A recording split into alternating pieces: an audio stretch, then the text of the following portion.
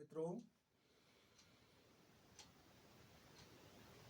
आइए कमर सीधी करके बैठते हैं और एक श्वास भरते हैं। धीरे धीरे श्वास लेते हैं और इस विश्व की सुंदरता के लिए अपने परमेश्वर से प्रार्थना करते हैं। ओम भूर्भुवः स्वः तत्सवितुर्वरेण्यं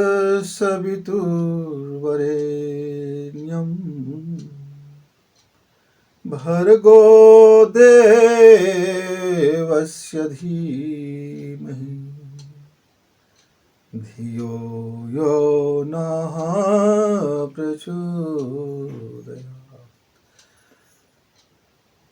धियो यो नः प्रचोदयात् तमसो मा ज्योतिर्गमय तमसो मा ज्योतिर्गमय तमसो मा ज्योतिर्गमय। मित्रों नमस्कार, आप है बसंत गुरु जी के साथ। आज हम एक बहुत अद्भुत विषय को पर हम चर्चा कर रहे हैं। वो क्या है? मन की मुट्ठी में क्या है। क्योंकि पूरा दुनिया का जितना भी धर्म शास्त्र है, साहित्य है, ग्रंथ है, आविष्कार है, या हमारे वैज्ञानिक है, या हमारे राजनीतिज्ञ हो, या चाहे हमारे किसान भाई हो, चाहे गृहिणी हो, समाज हो, जंगल पर्वत, कहीं भी आप जाइए, कहीं भी चले जाइए, सब ने एक बात बड़ी शिद्दत से कहते हैं और बचपना से कहते हैं, मन के बाबत। और ये मन किसी को समझ नहीं आता। मन एक ऐसा टूल्स बन गया है हमारे जीवन का, एक ऐसा अनसुलझा रहस्य बन गया है। ऐसा सीक्रेट मन में क्या है कि इस मन को काबू करने के लिए कितनी साधनाएं बताई गई है, कितनी उपासनाएं बताई गई है, कितनी बात बताया गया है, कितनी तरीके से बताया गया है। और मन को कितने कितने नाम देते हैं। बोलते हैं मन चंचला है, मन माफिक काम करना है, आज मेरा मन नहीं है, मन में बड़ा खिन्नता है, मन ऐसा है, मन वैसा है। भैया आपको यदि सफलता पानी है तो माइंड सेट कर लीजिए, यानी मन को सेट कर लीजिए, वगैरह वगैरह। माने मन के बगैर हमारा कुछ भी नहीं चलता। और जब हम गुस्से में आते हैं तो हमारा मन होता है तो गाली बकते हैं, खूब गाली बकते हैं। तब मन बोलते हैं मन हल्का हो गया। किसी को गाली दे दिया और मन हल्का हो गया, अंदर में आपका भरा हुआ था वो गाली बाहर निकाल दी। किसी को प्रेम करने का मन हो गया, अब जब तक प्रेम बाहर ना निकल जाए मन फिर बेचैन हो जाएगा। मतलब मन के बाबत हम 24 घंटे हम इस उलझे रहते हैं। बच्चा है, पढ़ो, बच्चा कहते हैं मन नहीं है। जहां जाओ देखो तो मन। आप किसी से कहो भैया मेरा काम हुआ कि ऑफिस में जाओ तो बोलते नहीं यार, तो मेरा मन मुताबिक काम हो जाता तो मजा आता। मेरा मन नहीं आया, मेरा मन ठीक नहीं है, मेरे मन में बड़ी कलह हो गया, मेरा मन बड़ा शांत हो गया। तो फिर हमारे विद्वान कहते हैं, हमारे पंडित कहते हैं, हमारे आचार्य जी बोलते हैं, हमारे गुरु जी बोलते हैं, हमारे गुरु बोलते रहते हैं मन को कंट्रोल करो। अरे भाई, जो समझ ही नहीं आ रही उसको क्या कंट्रोल करेंगे? पहले तो यह है कि वो समझ तो आ जाए। पहले वो है क्या? मन। फिर मन की मुट्ठी में तो आप सब हो।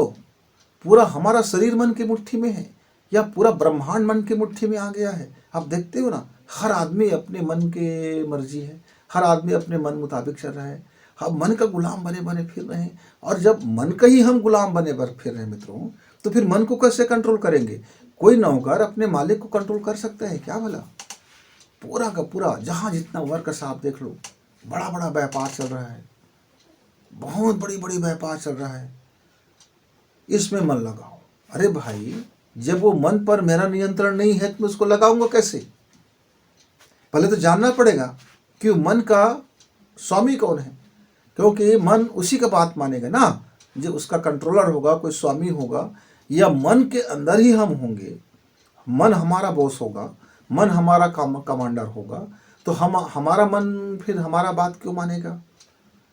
या पूरा दुनिया बनाते समय भगवान ने हमारे शरीर के साथ में दिमाग बना दिया। ठीक, दिमाग बना दिया। अब दिमाग और शरीर के बीच में तालमेल बैठाने के लिए, दिमाग और शरीर के बीच में संदेश वाहक बनाने के लिए एक मजेदार चीज बना दिया, वो है मन। अब मन बन गया, अब उलझे रहो, पूरा जीवन इसी में उलझे रहो। देखो, जीभ को स्वाद कब लगता है? जब मन उस जीभ के स्वाद को लेने के लिए तैयार रहता है, नहीं तो जीभ में कोई स्वाद नहीं आता। अब समझते हैं मन को थोड़ी सी। आपको विवाह करने का मन कब होता है? जब आपको लगता है कि नहीं यार, अब मुझे विवाह कर लेनी चाहिए, तब आपकी ग्रंथियां काम करती है। आपको पढ़ने का मन होता है, तब आप खूब पढ़ाई करते हो। जब आपको खाने का मन होता है तो खाना में स्वाद आ जाता है। जब आपको सोने का मन है तो सोने में, नींद में मजा आ जाता है। जब आपकी साधना का मन है तो साधना में मजा आ जाता है। जब आपको प्राणायाम करने का मन है तो फिर प्राणायाम करने में मजा आ जाता है। मतलब यदि आपके इस शरीर के साथ में उस मन का तालमेल है तो फिर काम करने में मजा आ गया। और साधु सन्यासी क्या करते हैं? हठ करते हैं। हठ योगी क्या करते हैं? हठ करते हैं। उसी मन को साधने के लिए, उसी मन को वशवर्ती बनाने के लिए क्या करते रहते हैं? बिना उसको समझे अपने मुट्ठी में करना चाहते। अब मेरा मुट्ठी तो मन की मुट्ठी में है, मैं पूरा का पूरा, मेरा शरीर मन की मुट्ठी में है, मेरा का पूरा मेरा मस्तिष्क मन की मुट्ठी में है। अब जब हम खुद मन की मुट्ठी में है भाई, तो फिर अब मन को अपने मुट्ठी में कैसे लाएंगे? और मनुष्य का जब नाम पड़ा, पहले हम आदम थे तो मन अप्रशिक्षित था। मन मर्जी होता था हमारे जीवन में। मन के जो मर्जी हो गया वो हो गया। फिर उस आदम युग में हमने खोज करना शुरू किया फिर हमने देखा कि वास्तव में मन कितने प्रकार के मन है। तो मन के अंदर मन 7 परपोटे में बंधा हुआ मन, सुपर मन। अच्छा, बड़ा आश्चर्य बात हो गया। ऋषियों ने देखा ये क्या बातें हो गई। तो वो ऋषियों ने अपने सांसों को साथ करके उन्होंने मन को कहा कि भाई तू यार, तेरा मन रहे ना रहे, मैं प्राणायाम करके ना, मैं अपने शरीर को, अपने ग्रंथियों को मैं अपने मन मुताबिक कर लूँगा, मैं अपने स्वर को अपने मन मुताबिक कर लूँगा। तो उसने ये देखा, हमारे प्राचीन ऋषियों ने जैसे प्राणायाम किया, जैसे ईश्वर साधना किया, तो मन उसकी कहा मानने लगे। मन के साथ में उनका तालमेल होने लगा, मन के साथ में उनकी व्यापार व्यवसाय होने लगा। मतलब शास्त्रीय के नियम हो गया। चलो भाई, हमने प्राणायाम किया तो मन को हमने जो कहा वो मन हमारी फिर बात मानने लगा, यानी हमारी एप्लीकेशन पर, हमारी निवेदन पर उसने विचार करने लगा। फिर धीरे धीरे हमारा विकास होता गया। हम आदमी से, नाखून वाले पंजे वाले से जो कच्चा मांस भक्षण करते थे, अब हमने अपने शरीर के प्रकृति के अनुसार से हम शाकाहारी और अलग अलग आहारी में बदलते गए, आवास में बदलते गए। हमने फिर अपनी बुद्धि का इस्तेमाल करना शुरू किया। मन ने कहा हमारे पास एक ज़बरदस्त चीज़ है, बुद्धि है। उसने बुद्धि से परिचय कराया, मनुष्य को बुद्धि से परिचय कराया। अब बुद्धि और हम मिल करके और मन मिल करके हम नए युग को जन्म दे दिए। नया युग आ गया। आज का जो युग है सबसे आधुनिक युग है, बुद्धि तत्व का युग है। इसमें बुद्धि की बड़ी प्रधानता है, बुद्धि का बड़ा प्रधानता है। इसलिए आप देखते हैं ना, एक से बढ़कर एक चमत्कारिक मशीन हमारे पास है।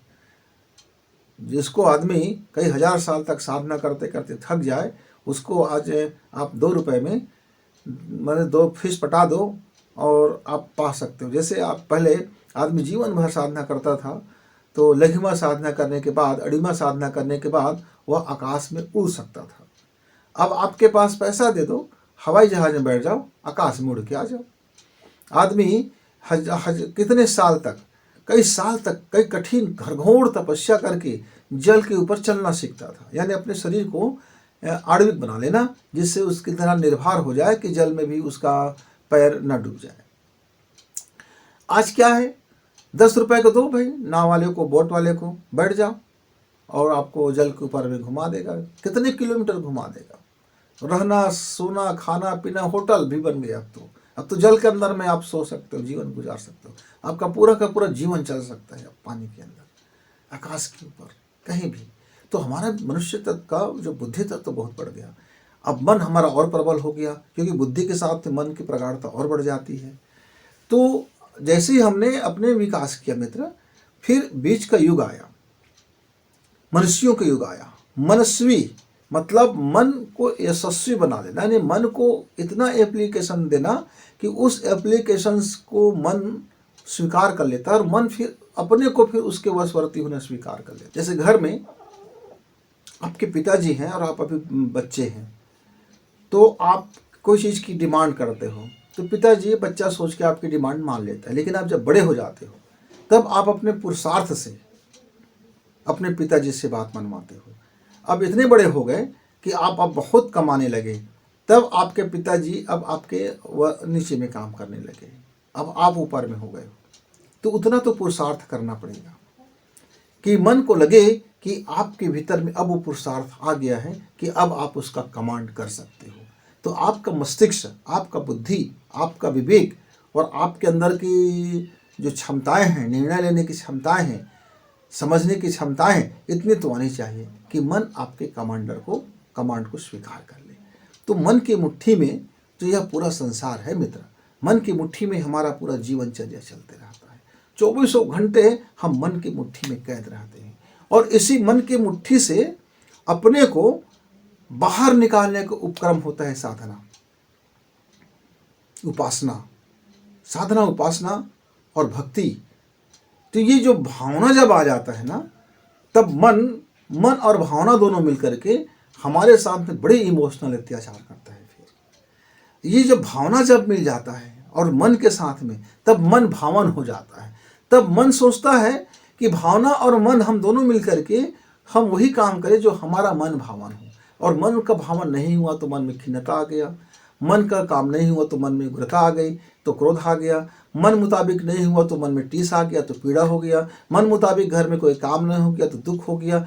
मतलब समस्त दुख का जड़, पूरे संसार का यदि सबसे समस्त दुख का जड़ यदि कहीं है तो वो है कि हमारे अनुसार, यानी हमारे मन के अनुसार काम हमारा नहीं होता, हमारे मन के अनुसार हमको लाभ नहीं होता, हमारे मन के अनुसार मेरे बच्चे पढ़ाई नहीं करते, हमारे मन के अनुसार मेरे बच्चे करियर नहीं बना, हमारे मन के अनुसार मेरा बहू नहीं रहा, हमारे मन के अनुसार से मेरी बीवी का नहीं बनता। माने मन भीतर में जो है भावना के साथ जिह्वा ने कहा कि मेरे पास अच्छी अच्छी स्वाद ग्रंथियां हैं, तो मन को बताया कि मेरे पास अच्छी स्वाद ग्रंथियां हैं। तो कहा, भावना से पूछा, देखो तो अलग अलग व्यक्ति को जिह्वा अलग अलग स्वाद देती है।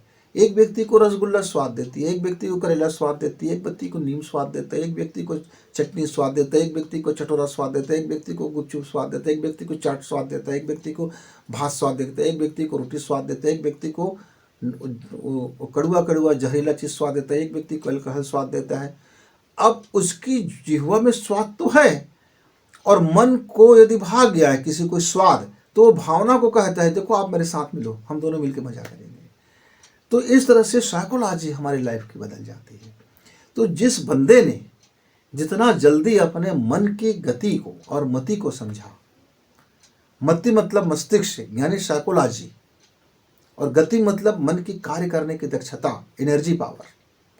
तो मन की गति और मति को जिसने भी अपने विवेक से समझा, वो जीवन में उसी क्षण सुखी हो गया, वह जीवन में उसी क्षण सफलता से भर गया, वो जीवन में उसी क्षण अपने को सार्थक समझ गया, उसी क्षण अपना मूल्य समझ गया, वह उसी क्षण अपने को विश्वास से भर गया, वो उसी क्षण समझ गया कि उसका और ईश्वर का बड़ा शानदार तालमेल है। हमारे ईश्वर ने बीच में, हमारे शरीर और हमारे ईश्वर के बीच में सिर्फ एक जो बीच में जो सूक्ष्म सत्ता दे रखा है वह है मन, और मन की गति बहुत तीव्र होता है।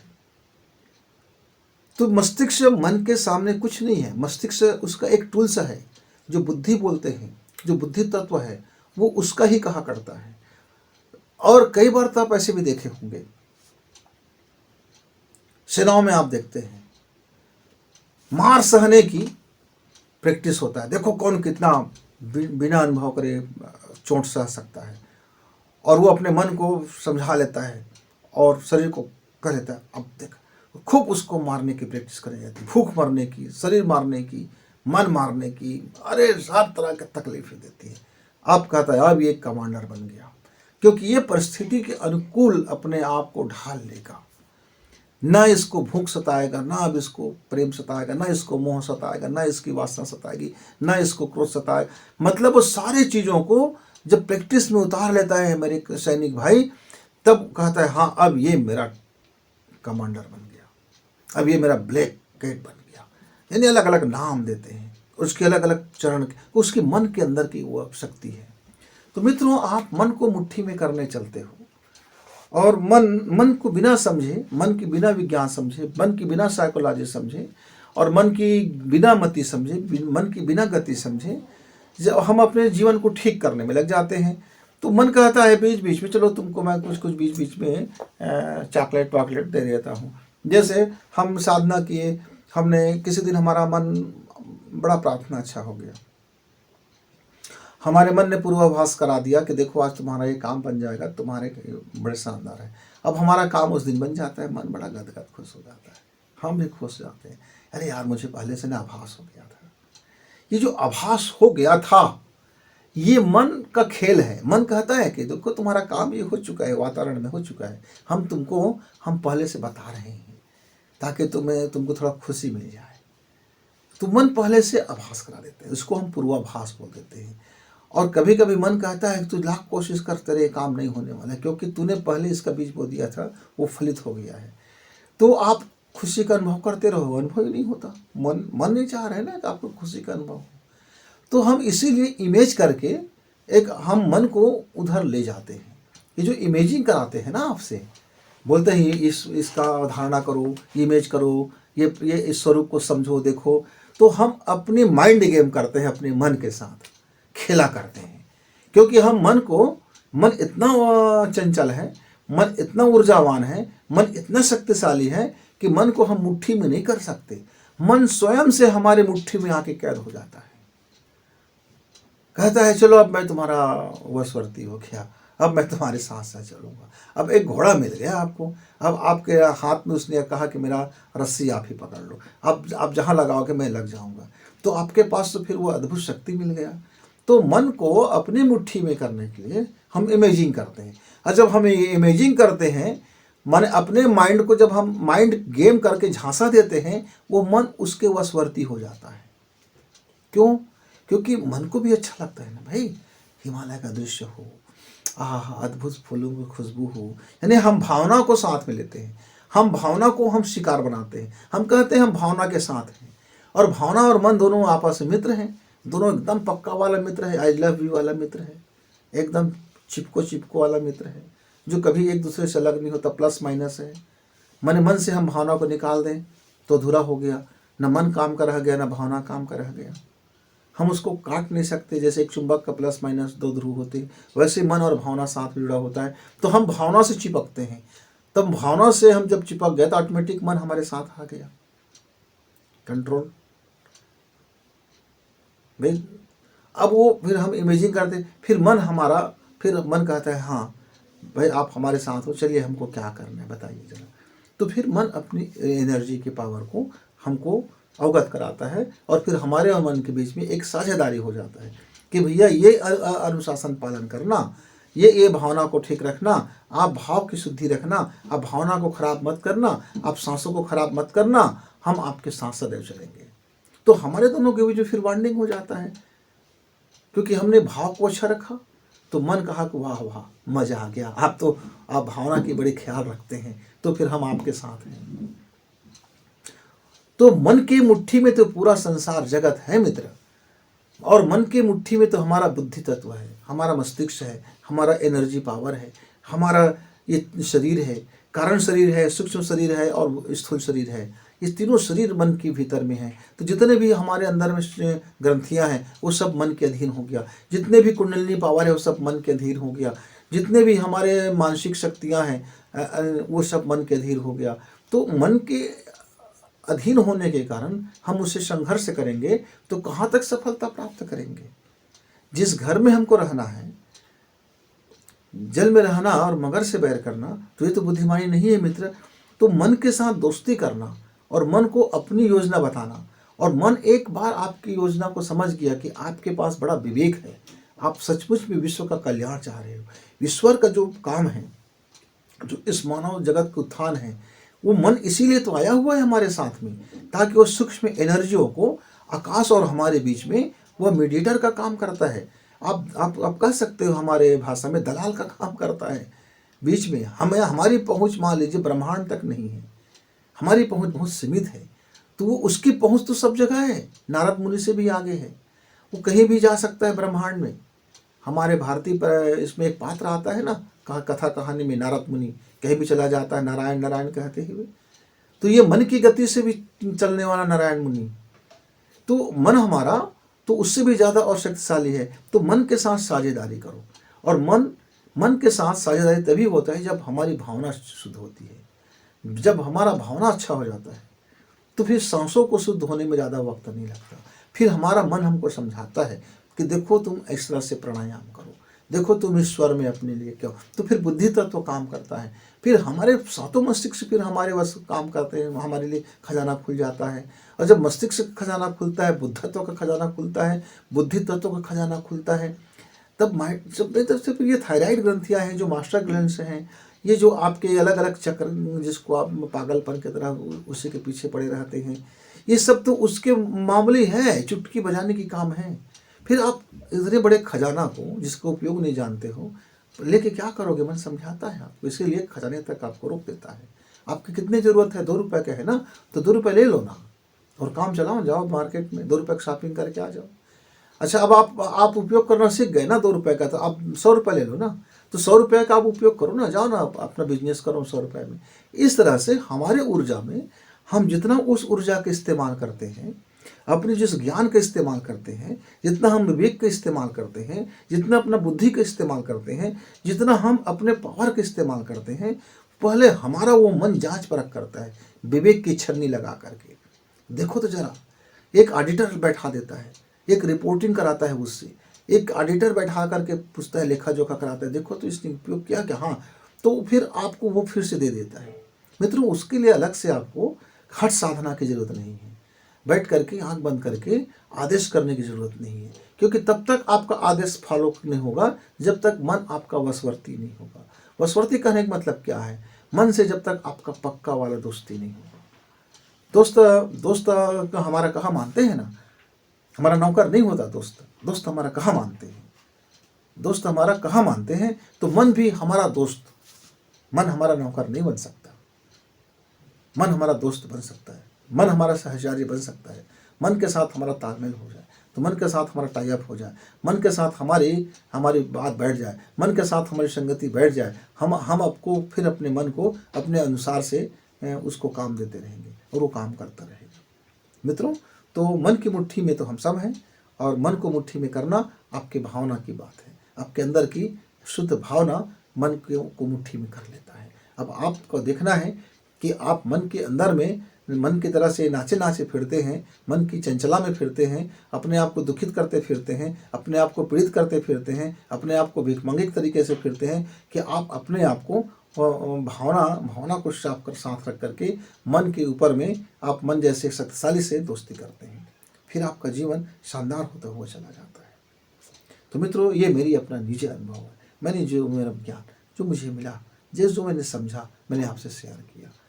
पोथी की बात मैं नहीं जानता, मैं शास्त्रों की बात करना नहीं जानता, मैं पोथी पुराण शास्त्र किस वैज्ञानिक ने क्या क्या, किस आविष्कारक ने क्या कहा, किसने क्या किया, किसने क्या किया, भैया आप जरा बता दो कि क्या मैं ऐसे आंख बंद करके कहूँगा मूलाधार चक्र जागृत हो तो जाग जाएगा क्या?